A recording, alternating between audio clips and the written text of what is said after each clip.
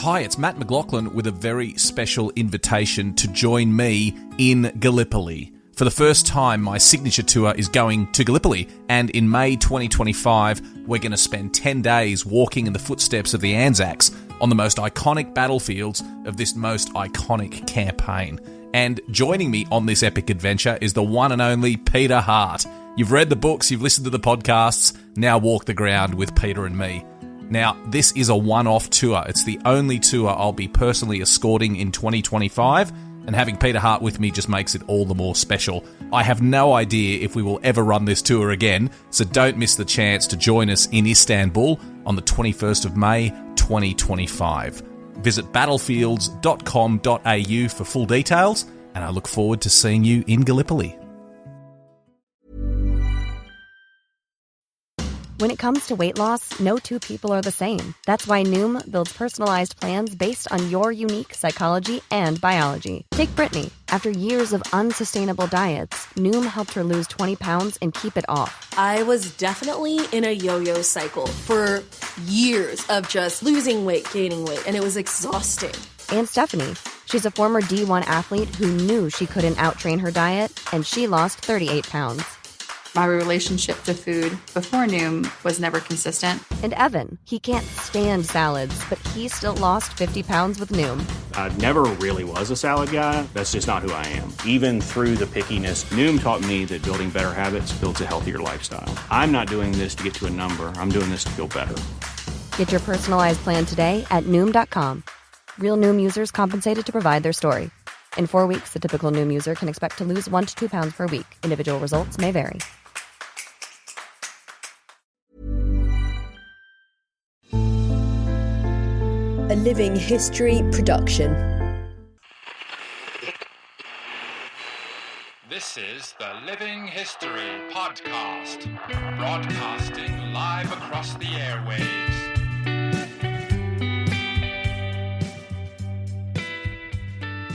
Hello and thank you for joining me for what is a very special episode of Living History. Throw the streamers, pop the champagne, it's our 200th episode.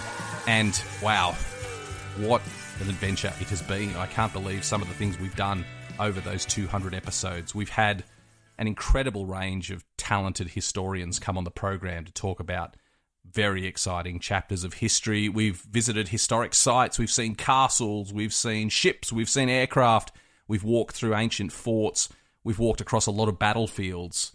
I've really enjoyed getting out there and walking the ground and exploring history firsthand. And we've had some wonderful guests on the program, really well-known people who've done some pretty fascinating things in the world of history. What I have to say is thank you. Thank you to you, the listener. This would be nothing without you. So I really appreciate you having joined me on this journey over the last several years. And what I wanted to do to celebrate 200 episodes is to look back across those years of broadcasting and some of my highlights from the last 200 episodes. And some of the things that really stood out. So I hope you enjoy this journey with me. If you've missed any of these episodes that we're talking about, go back and look them up in our archive. They are all available to download for free. And like always, there is a subscriber-only additional bonus episode associated with this episode of the podcast. And the special episode this week is the complete interview with the Tobruk veteran, Bert Lemerton. So if you would like to hear that complete interview with Bert, please do subscribe. There's a link in the show notes. But thank you once again for joining me on the journey, and I look forward to travelling with you on that history journey in the future on Living History. One of the earliest episodes we did of the podcast was a discussion with a good friend of mine, Richard Osgood, who is an archaeologist from the Ministry of Defence in the UK. And Richard had just been on an archaeological dig to examine some human remains that had been found in an island off Portsmouth. And it was really quite extraordinary because as they explored the site, as they investigated the remains, they came up with a theory that these could be the bones of convicts who are destined for transportation to Australia, but who died of disease while being kept on prisoner ships known as hulks, anchored in Portsmouth. And so that was a really fascinating angle that they were exploring. So I think you'll enjoy this. It's Richard talking about the discovery of the bones and his theory as to where they could have come from. If your readers are familiar with Great Expectations by Charles Dickens. The prisoner Magwitch is incarcerated on just one of these things. They're shoved onto the ships, put into the sea, and they're kept there. They're brought out to work, but they are convicts, and they're kept there hopefully for not a long period of time prior to transportation to Australia. That's the standard sort of sentence. It could be absolutely brutal. I mean, I think a case in point, I came across a sentence of a child. He was 8 years old, and he was given 7 years as a prison sentence for stealing, I think it was 12 shillings worth of copper. And these were brutal times, and the sentences correspondingly were very, very harsh. It's almost beyond comprehension. These people are given a bed space, and we're talking in a hammock of about 6 foot by about 1.5 foot, and they've got to be incarcerated in these areas. They're not out for many times. If they are taken out, they're shackled, manacled, and taken onto the foreshore to break stones as part of the building process in the harbours. They've got a very limited diet. I think it's meat up to 5 days a week, and then 2 or what are called burgoo days, when you'd get fish given to you, but they're not particularly nice fish, and some fairly poor quality bread. And of course, the contractors providing this are trying to make as much profit as possible, so the bread is low quality, and they're trying to get rid of as much of the poor quality foodstuffs on these people. They've got a prison uniform that's not really up to much. The temperature must have been absolutely bitter. If it's anything like this at the moment, the temperatures in the UK, it must have been a horrendous thing. And of course, if you're incarcerated with 600-700 other people, if disease gets on board these ships, then you are in a lot of trouble, because things like typhus and tuberculosis and cholera really would rip through a prison ship community and would kill an awful lot of them. About 30% of the ship's inhabitants in the early years of the prison hulks were dying. So it really was quite a big problem. And therefore you had to have burial grounds to get rid of the corpses. And that is one possibility of Rat Island. A key part of the program over the years has been speaking to veterans about their experience, and it's been some of the most captivating conversations I've had. And someone who's done a lot of this, and I'm very jealous of, is Peter Hart, who you would have heard a lot from during the podcast. And Peter, for 40 years, was oral historian at the Imperial War Museum in London. And what that meant was he got to speak to thousands of veterans from the First and Second World Wars.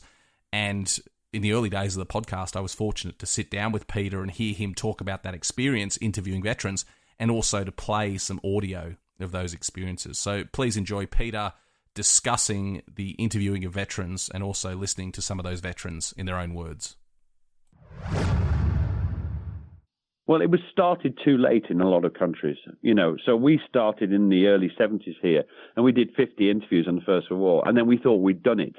I restarted it with the support and backing of my colleagues in the Sound Archive, and the money supplied by the museum itself.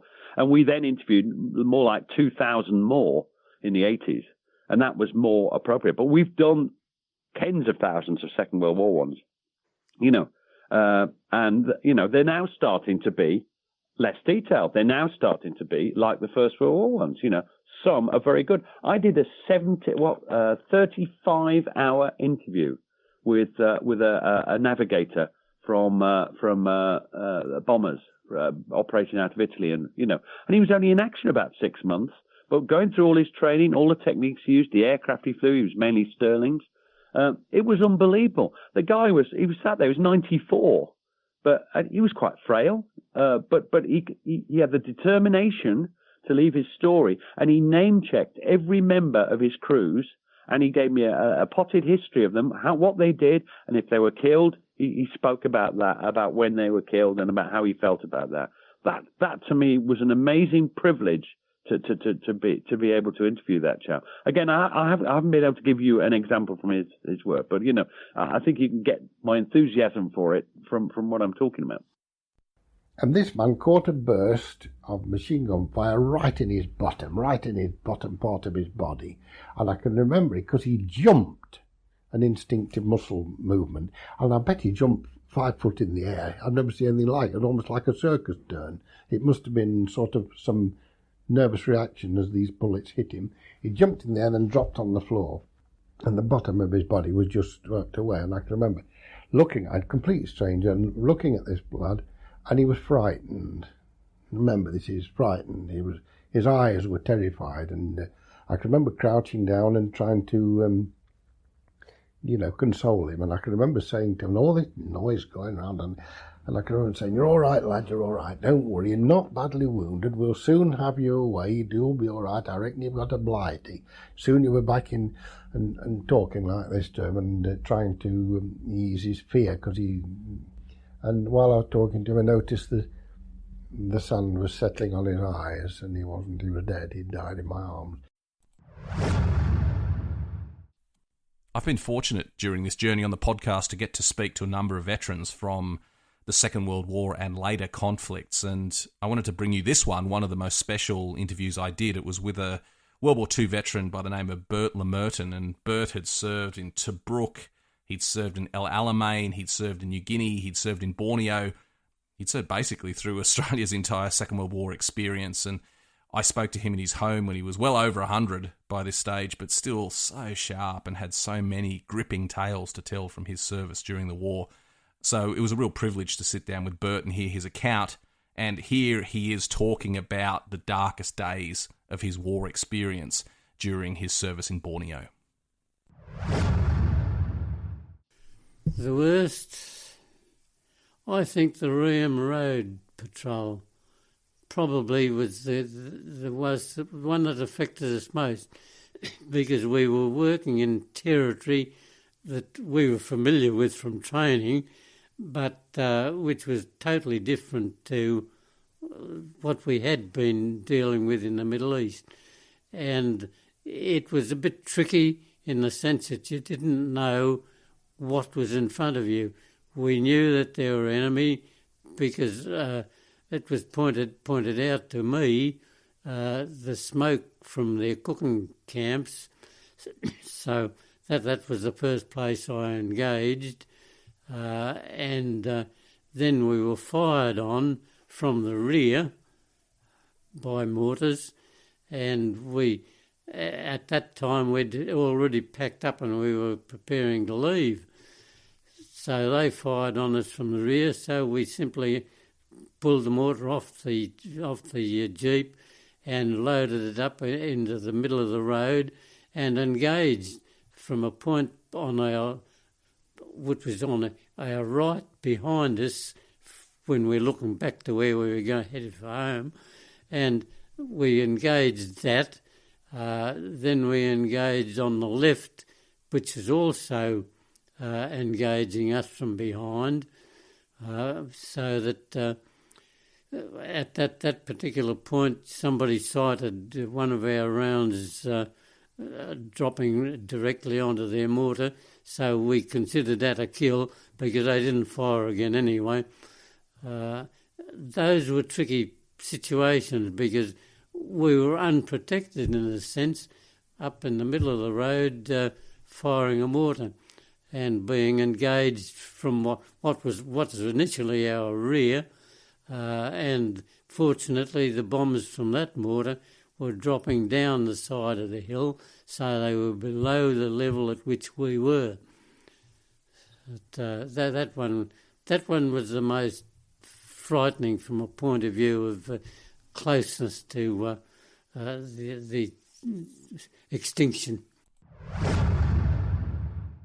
One of the things I've enjoyed most about doing the podcast is getting out and exploring historic sites, and it was actually fairly hard to choose which one of these to bring you because there's been so many great sites. Please do go back and have a look at our back catalogue and join me on some of those journeys to these historic sites. But the one I've picked is the Temora Aviation Museum, and it's near to my heart. It's very close to the town of West Wyalong, where I grew up, out in regional New South Wales, and it's just an astonishing collection of aircraft out there at Temora. If you haven't been, I strongly recommend you go at the first opportunity. And all the aircraft they have in the museum are airworthy. They're all still flying. It's just a remarkable place, potentially unique in the world.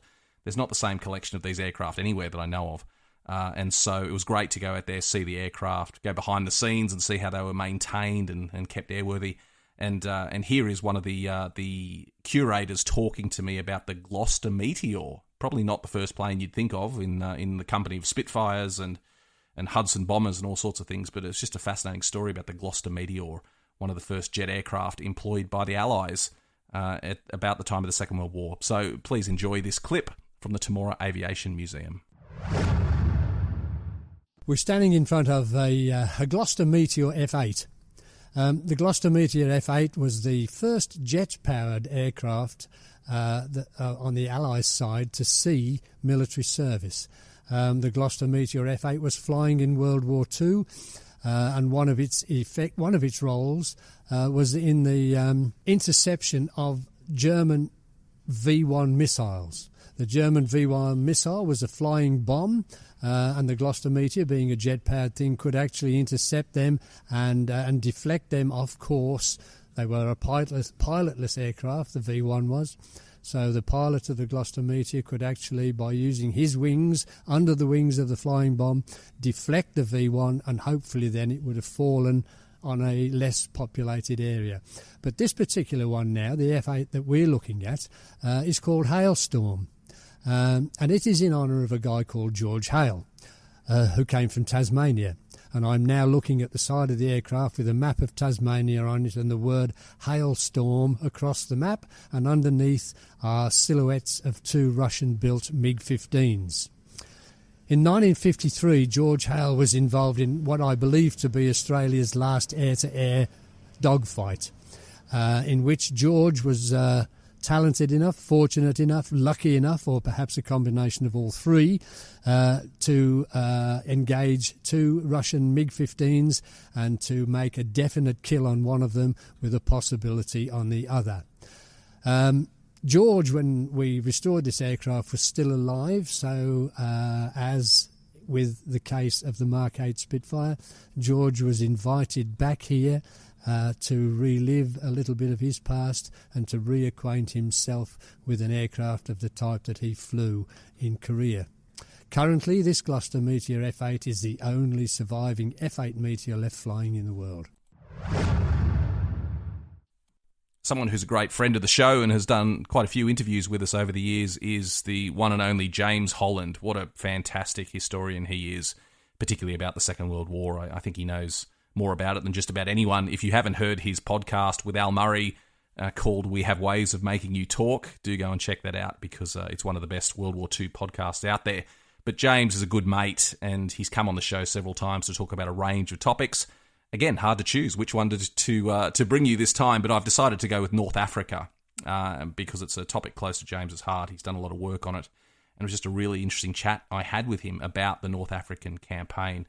And this is James talking about the significance of Tobruk and why it means so much to Australia and why it's important that we don't forget about what went on there in the North Africa campaign. So please enjoy this chat between me and James Holland. The big thing about Tobruk is it was unbelievably how well, it showed 2 things. First of all, it showed how tough the Aussies were and all the other guys who were there. I mean, it's bloody hard, kind of being stuck in Tobruk all that time. I mean, don't forget they were being kind of resupplied by the sea, which was the boon of the whole thing. It's what made it possible. What was so awful and what was so abject about the fall of Tobruk in June 1942 is that the most sensible thing would have to be done away with the Ghazala line, which is about 15 miles further west from Tobruk itself, and actually just reinforce Tobruk. So you don't bother with a line. What you do is you create your own lines of sort of Torres Vedras around Tobruk, absolutely drench it in mines, and just make it completely impregnable. Now, Rommel can bypass Tobruk if he wants and go into Egypt, but he can't bypass it for very long. He's got to turn and face and deal with it, because otherwise Tobruk is going to spring out and cut his forces in 2, because his supply lines are going to be incredibly long, and there's no way he can get into Egypt and protract a major campaign while Tobruk is strongly held. But the idiots that are running 8th Army at the time don't do that. They create a separate line, separate and away from Tobruk. And that just makes no military sense whatsoever. And so what happens is Rommel goes down the bottom of the Ghazala line, turns around behind the back of it, envelops it, everyone collapses, and the Tobruk garrison, which is very small by this point because everyone's in the Ghazala line, then has to fall back in disarray. And so it's lost.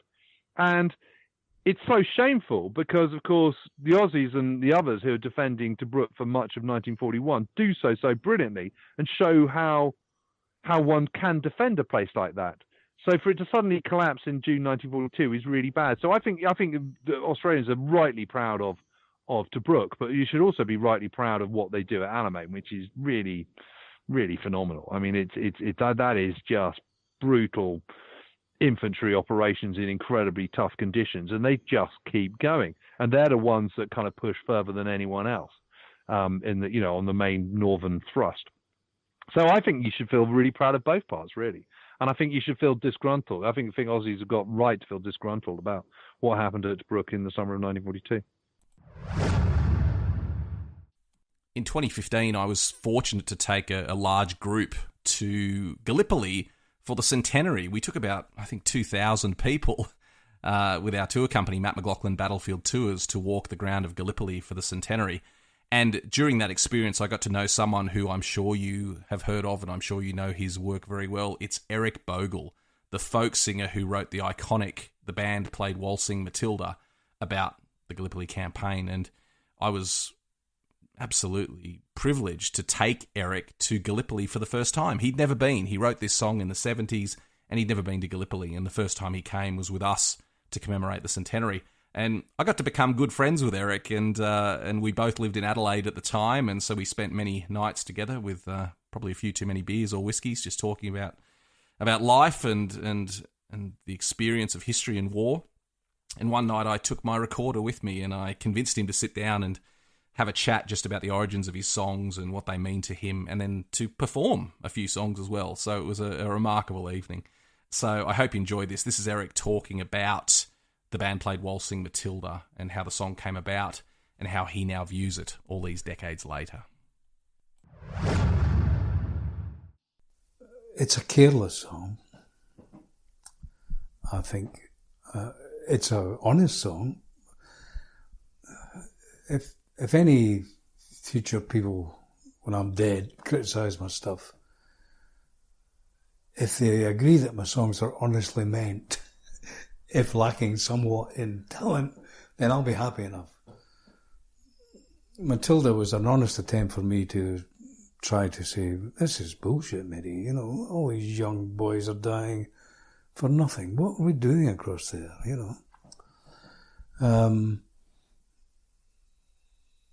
So that's what I tried to convey with the song, so I can live with that. I could wish that I'd put some things differently. There's not a songwriter alive who doesn't look at their past songs and think, oh, maybe I should have said this or done this or done that.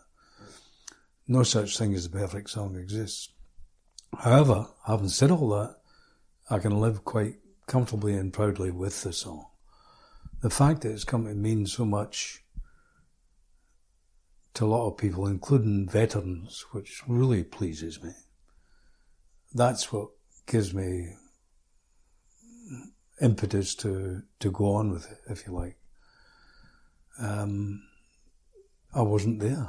I mean, how can somebody who was born, decades after the Gallipoli expect to capture it? What a hope. Veterans especially. I'm talking veterans from Timor, from Vietnam, from all these different Afghanistan, realise that I'm on their side. And that means something to them, because so often the public are not. Tommy this and Tommy that and Tommy How's Your Soul, the thin red line of heroes, and the drums begin to roll. So when they find, a tree-hugging, latte-sipping, greenie like me on their side, it's a bit of fillip to them. They realise, well, maybe we're not wasting our lives and our maybe we are doing something that people are supporting, if not admiring, at least. And that pleases me about Matilda. The fact that it's been accepted by the veterans, and the greenies and the peaceniks, and so all this cross-section of the population have got what they want out of the song, so it's appealing to them all.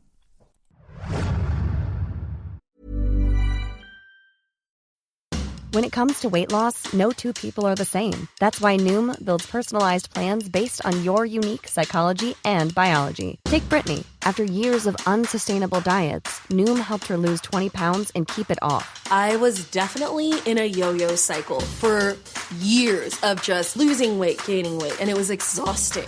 And Stephanie. She's a former D1 athlete who knew she couldn't outtrain her diet, and she lost 38 pounds. My relationship to food before Noom was never consistent. And Evan, he can't stand salads, but he still lost 50 pounds with Noom. I never really was a salad guy. That's just not who I am. Even through the pickiness, Noom taught me that building better habits builds a healthier lifestyle. I'm not doing this to get to a number. I'm doing this to feel better. Get your personalized plan today at Noom.com. Real Noom users compensated to provide their story. In 4 weeks, the typical Noom user can expect to lose 1 to 2 pounds per week. Individual results may vary. Finance leaders, do your arms hurt? It's hard getting pulled in 2 different directions every day. Somehow you're supposed to cut costs and drive growth. Not easy, but it can be if you use Brex. Brex is the only corporate card and AI-powered spend platform that lets you control spend before it happens. Brex also automates busy work and gives you real-time visibility, so you have more time for strategic work. Ready to save and grow? Get Brex, the platform that helps you make every dollar count. Visit brex.com/grow. We've done a couple of controversial topics on the podcast over the years, and some that have drawn more than their fair share of heated comments when we've posted them. And the two that rank as the most controversial are the two I'm going to bring you now. The first one I didn't expect to be controversial, but it ended up being controversial, probably because of just the range of opinions there are about this, but it's the search for Amelia Earhart. And again, one of the great moments of my life, I spoke to a bit of a hero of mine, Robert Ballard, the man who discovered the Titanic, the man who discovered JFK's patrol boat, the man who discovered the ships that were sunk off Guadalcanal. I mean, Bob Ballard is a man who's pretty much done it all in terms of undersea exploration. And he spoke to me ahead of a new program on the Discovery Channel where he was searching for Amelia Earhart's wreck. And in this clip, he spoke to me about what they were actually going through and the theories as to what had happened to Amelia Earhart. And as I said, it was controversial. It has generated just about more comments than anything else, which is fascinating. People have lots of opinions about what happened to Amelia Earhart. The mystery still isn't solved. But I thought this was interesting to speak to Bob Ballard about his search for Amelia Earhart. Well, one, she was an amazing woman, way ahead of her times, a pioneer that my mother, my grandmother, many women I know looked up to as a great, great role model who showed the world that women can do anything. And so there was that. She was born in Kansas, and I was born in Kansas, as was my mother and grandmother. So this is sort of a family thing, and it's been something that it's been on my sonar screen for a long, long time. But I've been, waiting for the opportunity to get in the game, and my research carried me to this area, and it gave me a chance to begin the process, which there are multiple theories, as you know, as to where she finally met her end. One is that she landed on this island. It was Gardner Island at the time. It's now called Nicomarora, and that she perished on that island. And there's another competitive theory that when she missed Howland Island, where she was supposed to land and refuel, that she spent time going back and forth, trying to find Howland Island until she ran out of gas and crashed and sank in the ocean. And there's actually a third theory that she landed on an island named Mill Island that was in the Marshall Islands, was occupied by the Japanese, and that she was taken prisoner and died in a concentration camp. So obviously we weren't focusing on land and the concentration camp. So we've been focusing on these two theories, the crashed and sank around Howland, and the other one was a landing on Nicomarora. And so we took on Nicomarora first because it was shallow enough for us to reach. Our present capabilities is 4,000 meters, and we knew that we could conduct a thorough search around that island with our existing technology. Next year, we go to 6,000 meters, which then makes it possible to take on Howland. So this is really the first in a series of expeditions that we're going to mount. We've been actually funded to be in this area for the next 10 years. So we're going to get it. And this was just a very challenging needle in the haystack. Very similar, the Howland search is very similar to the Malaysian Airlines search area. So it's very, very large area and very, very deep. And you know how challenging that has been. I said before the last clip that I'd done 2 highly controversial topics, and this one comes out number 1 in terms of controversy. It's the death of Ned Kelly. And I know that in Australia, nothing inflames passions as much as the discussion of Ned Kelly. To some people, he was an absolute hero. He was the Robin Hood of Australia. And to other people, I've heard him described as a murderous thug who got what he deserved. I'll put all that aside. I'm sure this will generate a lot of comments as well, but I'll put all that to the side and just say that I loved exploring the history of this and had the opportunity to go to Old Melbourne Jail and walk in Ned Kelly's footsteps in his last days and see the cell where he was kept and the gallows where he was hanged, and led around by a wonderful curator called Trevor, who really had a wonderful way of bringing the history to life. So let's hear Trevor talking about those final moments of Ned Kelly. It's his first. He's never hanged anyone in his life before. So he comes across, and in this cell, he prepares Kelly to hang, which means he ties his arms back so he can't grab the rope and interfere. He places a folded cap on Kelly's head, which is going to be pulled down over his face at the last minute so he can't see anything and doesn't know exactly when he's going to die. And then he puts a leather strap round Kelly's knees. They take him out onto the trapdoor here, and Kelly stands under the rope. Now, we've got a rope on the gallows now, as you can see. It's not a real hangman's rope, but it looks like it. They used a 3-strand rope, and it had been carefully measured, about 8 feet long. And the rope was that long because Kelly was the weight that he was, about nearly 80 kilos, and they'd worked out if you weighed 80 kilos, you needed to drop about 8 feet. Now, to me, that seems a lot, but that's what they had. You had to drop that length because when you hit the end of the rope, you stop with a bang and your neck snaps. And if your neck doesn't snap, you're in big trouble. There was a noose at the end of the rope, a great big knot. Upjohn puts the noose over Kelly's head, pulls the knot tight, and lodges the knot just under the left ear. They think that's where you put it to make maximum damage. And then he pulls down the cap over his head so he can't see anything else. And the next thing he does, he steps off the trapdoor and pulls the lever on the other side. There is a huge crash.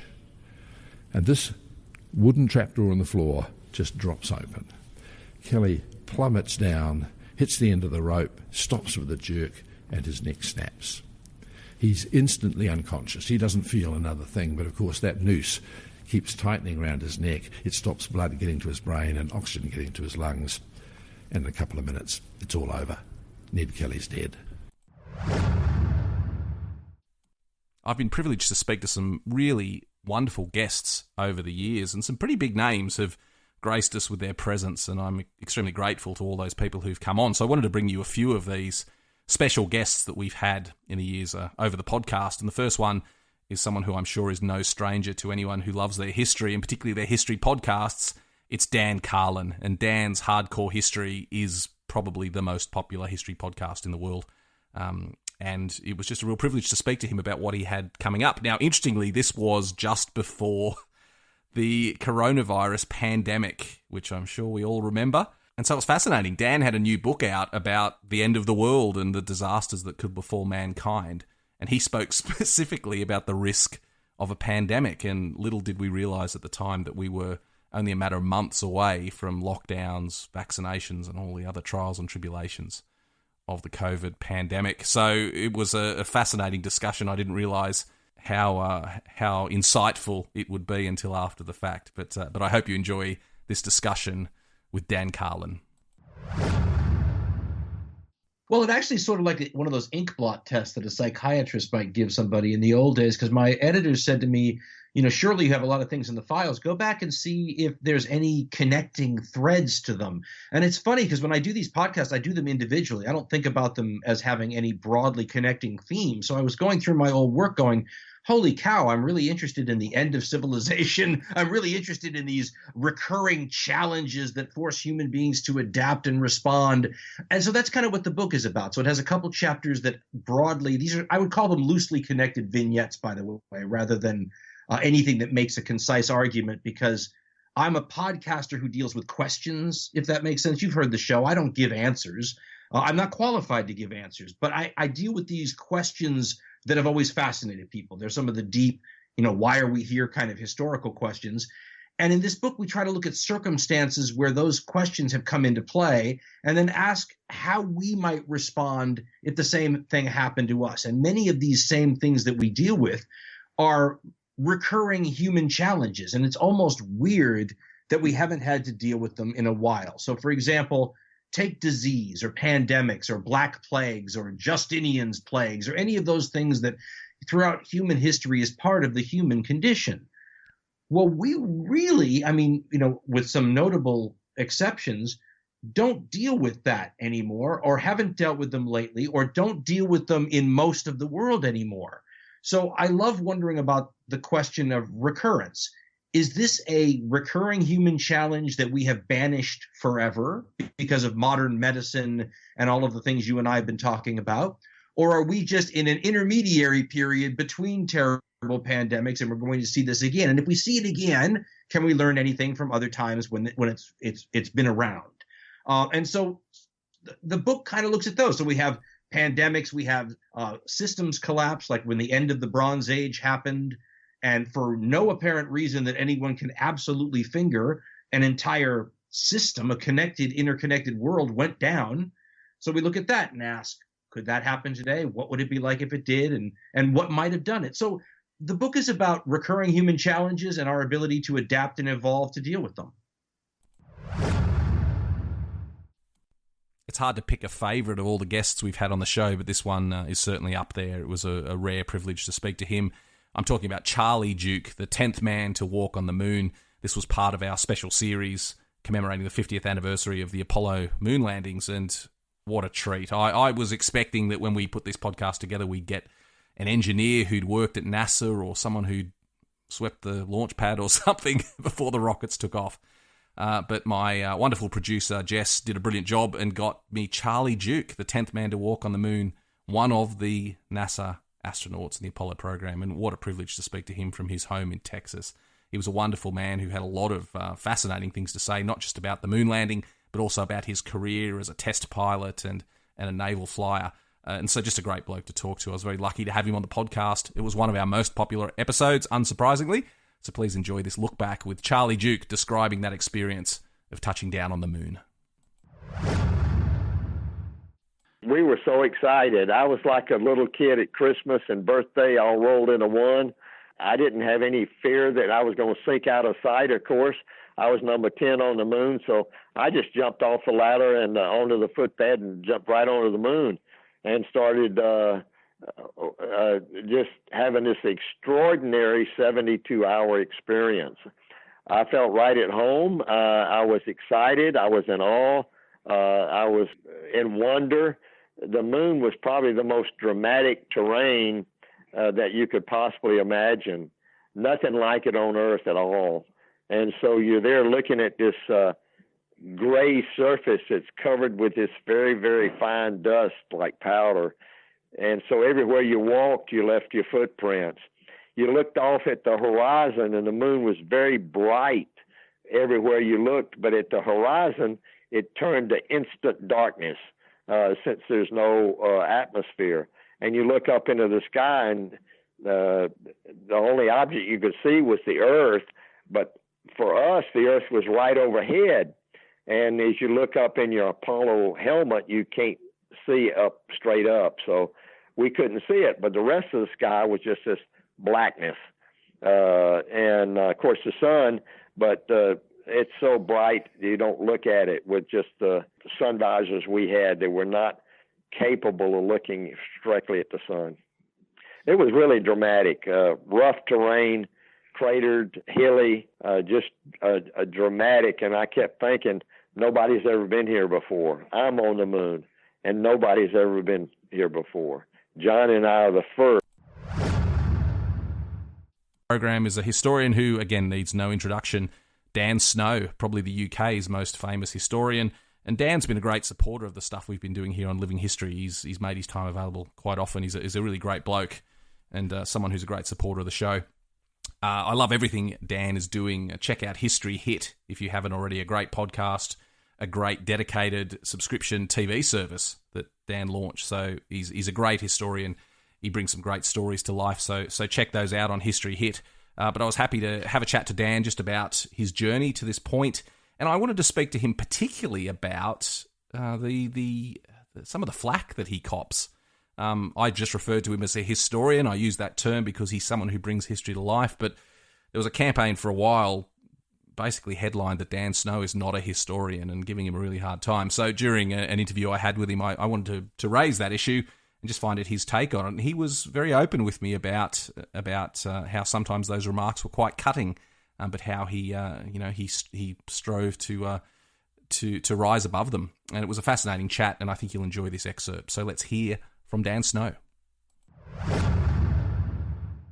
Yeah, I wrestle with this every day, and I like to pretend that it doesn't affect me when academics say that I'm an idiot. But it does, that is something that I struggle with, and all I can do is try and be as good as I can be, but also I make mistakes all the time, and because if you're involved in popularizing history and you put out a tweet and you say, oh my goodness, today is the first time in 200 years that Westminster Abbey had been whatever, and then some area specialist will be like, that is not correct, and you're like, okay, sorry, and you have to get raw.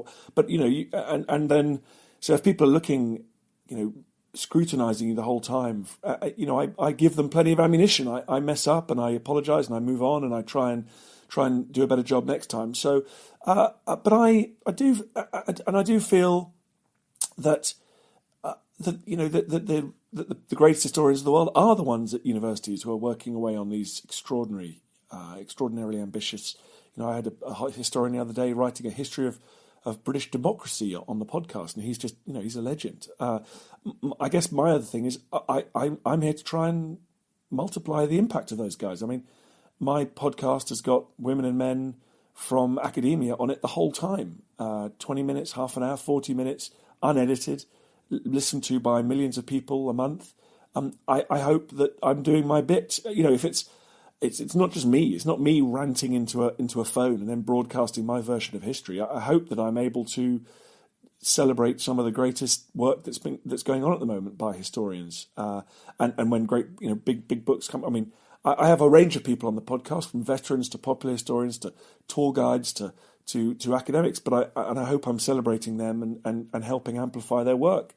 And then the ambition, of course, is as my operation gets bigger and better, I'll be doing less as well. Like I'd like to sit back and just let a great historian front the piece once I can afford to pay people properly, which is coming soon. So I think it's always important to be mindful of that. I think humans have every right to think about, to discuss, to write, to talk about history. We shouldn't be hurt then when specialists and academics kind of criticize us, because that's part of it, and I look forward to that exchange and I learn from that.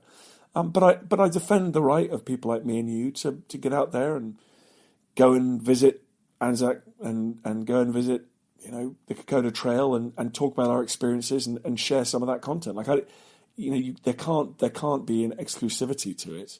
But I also am mindful that I'm telling people about my shortcomings. I'm explaining that sometimes I'm the kind of entry level person, and if these are the books they might want to read, or these are the shows they might want to watch if they want to take their interest further. So I'm sure I don't get the balance right, but that's the ambition. We cover a lot of First and Second World War topics on the podcast, basically because they're very close to my heart. But we do like to spread our wings a little bit and cover other chapters of history, and there was one battle that I wanted to talk about specifically, a battle that I don't know very much about, admittedly, and I know so little about it, I always struggle to pronounce the name. Isandlwana. I think I did okay. That one, the famous British battle against the Zulus in South Africa in the 19th century. And joining me to discuss it was Dan Hill, a great historian who really knows his stuff, particularly about this chapter of history. And it was just a very enjoyable experience talking to Dan about Isandlwana.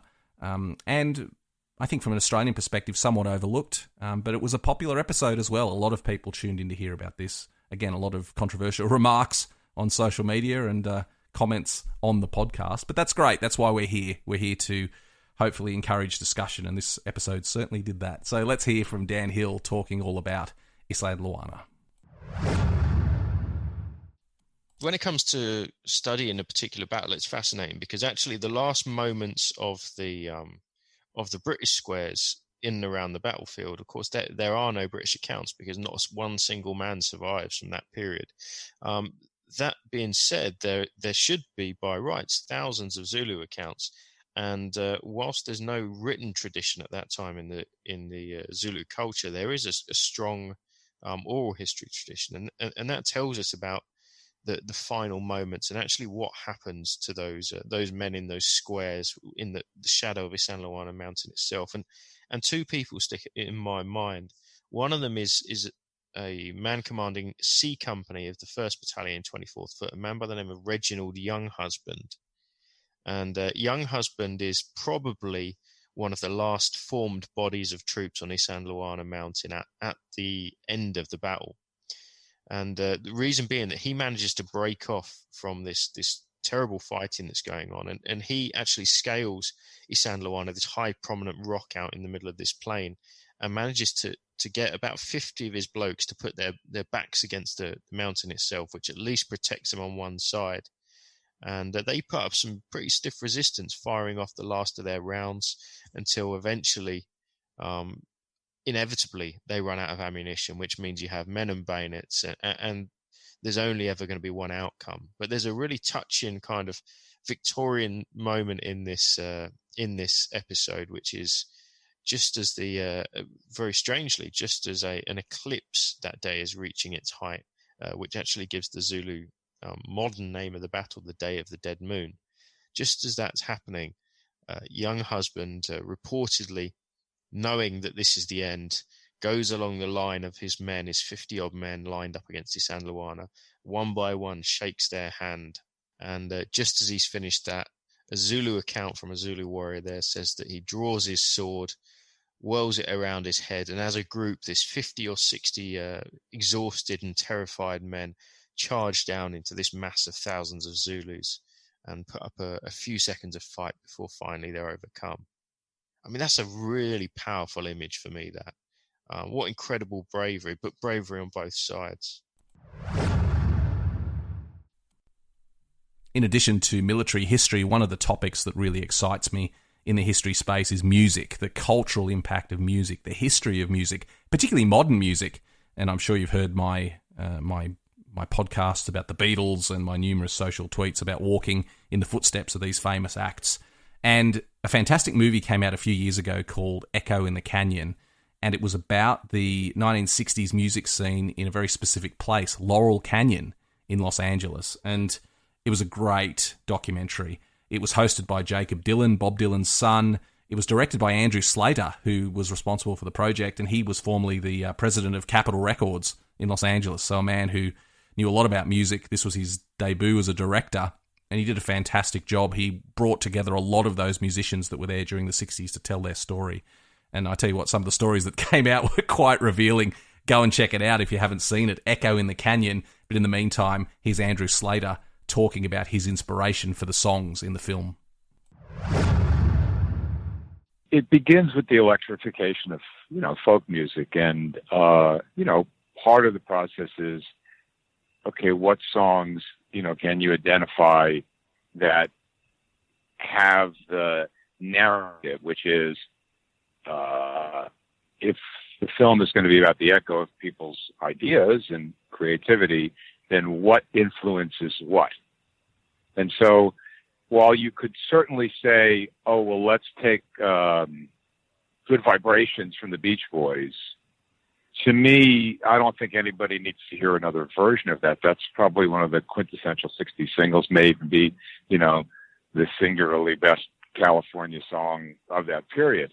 But, if you think about In My Room, the intimacy of that song, and then you think about, Fiona Apple and her own persona, I think it suits that.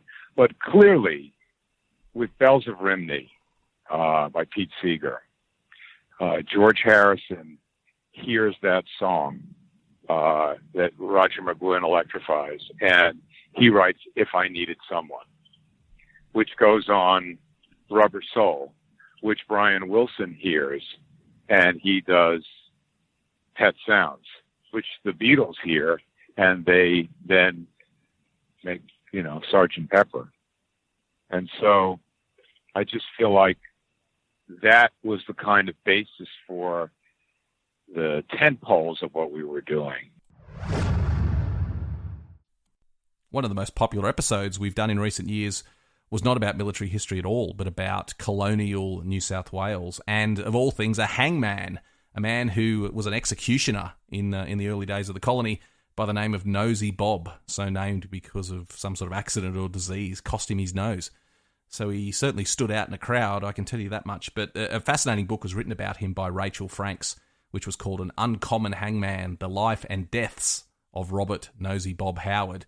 And it basically tells Nosy Bob's story via his 62 victims. And it was a great book and a great discussion I had with Rachel, and unexpectedly popular. A lot of people tuned in to hear all about the grisly past of Sydney and the executions that Bob carried out. So I hope you enjoy this discussion with Rachel as she talks a little bit more about Nosy Bob. So he's a hangman on scaffolds. He's based at Darlinghurst Jail, but he travels all over New South Wales to do this ultimate act of the law and send people off, as they say. There's some great euphemisms from newspapers of the day. So you don't want to call them the person about to be hanged. That's a bit too graphic. So they'd often be referred to as the patient. So he's 28 years. He hangs 61 men and 1 woman. And he's mostly pretty good at his job. Most hangings go off without fuss. But to tell his story, because he didn't leave diaries or letters or anything like that most biographers would just delve right into and get a timeline and get all the things that he thought and felt, I had to go through his hangings. And that's where the title of the book comes from. So it's his life, but it's told through his 62 deaths and the people that he hanged. So I talk about the crimes that were committed. I speculate about who I think was innocent. And I also talk about the abolition movement at the time. So a lot of people are quite surprised to learn that we actually had a really strong outcry against the death penalty quite early on. And it became a source of colonial pride to try and say, no, this isn't who we are, this isn't who we want to be. And there are some really interesting characters who fight and try and have the law changed. Certainly not successful in Nosy's time, but you see our attitudes become clearer, more moral, more wanting to separate ourselves from that convict past. Federation is coming. We want to say, actually, we're quite mature and we're civilized and we have answers. We're back this year with a new season of Living History and some absolutely fantastic interviews. We've got some great stuff coming up, so please keep tuning in. And one of the recent episodes we did that was extremely popular was off the back of the new miniseries Masters of the Air, which tells the story of the US bomber crews flying over Germany in the Second World War. And it's produced by Tom Hanks and Steven Spielberg. It's effectively the third in the trilogy of miniseries about the Second World War after Band of Brothers and the Pacific. And I was greatly privileged to speak to John McManus, who is someone you will have heard of on the We Have Ways podcast. I also got to speak with him at the We Have Ways Festival in the UK last year. A really great bloke, a US historian who knows his stuff to a depth that I can't even begin to comprehend. I don't think there's anyone who knows World War II history better than John McManus. And it was great to speak to him about the mini-series, but more broadly about the experience of those men flying in the 8th Air Force in the UK during the Second World War. So here's John just talking about the psychological effects of operating as part of a bomber crew.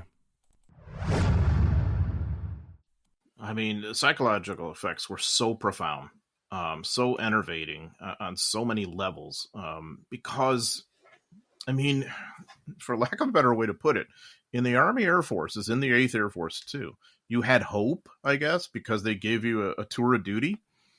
We don't have that in the infantry in World War II, typically. You continue fighting until you can't anymore, and we all know what that means, usually. So in this case, you'd have that tour of duty to look forward to, but then, like you said, you see what it's like when you're up there. And so a lot of these guys who had come into his bomber crewmen as pilots, now in a position of command responsibility, hadn't really been chosen for their command and leadership ability. It's their piloting ability. And so they're going to have to figure out, how do I lead a crew? How do I control guys? What do we do once we're on the ground after this with trying to stay right mentally and flying our missions? And so, so the debriefing is part of that. It's also decompression from what you just experienced over those deadly skies of Germany and elsewhere. Then there's the whole idea of, well, how am I going to get through this tour of duty? I mean, if you're an 8th Air Force bomber crewman in 1943, the percentages say you won't. You can't. You're going down at some point. Doesn't mean you're going to be dead. You might be captured. That's not so good either. But think about dealing with that mentally somehow. Most of these guys are very much results-oriented people, and many of them are very ambitious and kind of upwardly mobile. A lot of them come from pretty tough backgrounds economically, and being in the Army Air Forces is a leg up, a way to get somewhere in the world. And then you're up against this. And I think it's profoundly difficult. I think that not just the 8th Air Force, but all of the combat flyers and all the various units all over the globe deal with some variation of that same kind of psychological problem of maintaining the morale, and still fulfilling the mission somehow. So that's 200 episodes. It's been a wonderful journey. Thank you for joining me. Hopefully at least another 200 to go. We've got some fantastic things coming up on Living History, so please do carry on listening. So some fantastic historians we're going to interview. We've got a special series on Gallipoli coming up for Anzac Day. And like always, if you want extra content and bonus interviews, please do consider becoming a subscriber. There is a link in the show notes. You'll get early access, ad-free listening, and a whole host of other benefits, including bonus episodes. Thank you for joining me on this special episode, and I'll see you again next week. Thanks for listening. Don't forget to subscribe and leave a review for the podcast, and visit livinghistorytv.com for more great history content. On November 7th, Thundercat, Karasoft, and NVIDIA teamed up to host a discussion with leading government panelists to speak on best practices and challenges agencies are facing with AI. Learn how we can plan to navigate complex policy landscapes, assess agency needs, and contribute to shaping the future of AI applications in the government. You can now tune into the conversation on the Feds at the Edge podcast, streaming on all major platforms. Visit thundercattech.com/events for more info. That's thundercattech.com/events.